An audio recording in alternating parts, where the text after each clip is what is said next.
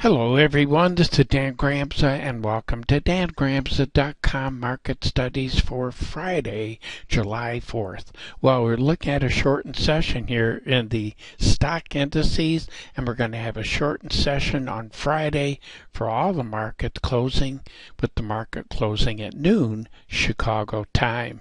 And what we see here in the Russell, not the same strength that we saw in the other indices, as we had a slew of fundamental and political news that came out that supported or the market liked it, and we saw some positive movements.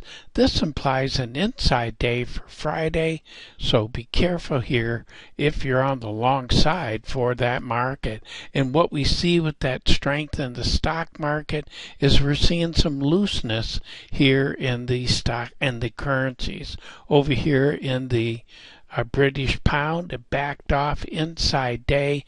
Look for another day like that for Friday for that market.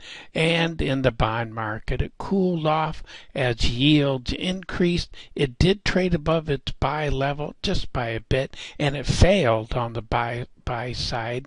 That dollar difference, $125 a contract. I'm looking for an inside day in that market. Silver firming up, trying to go higher, but right now look for an inside day in that market as well. And when we look at soybean prices, well, they're cooling off a bit, and I think it makes sense when you look at the global situation for beans.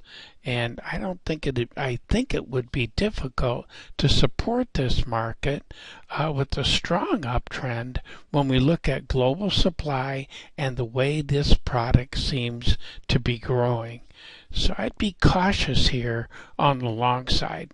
1043 is the sell level for Mr. Bean.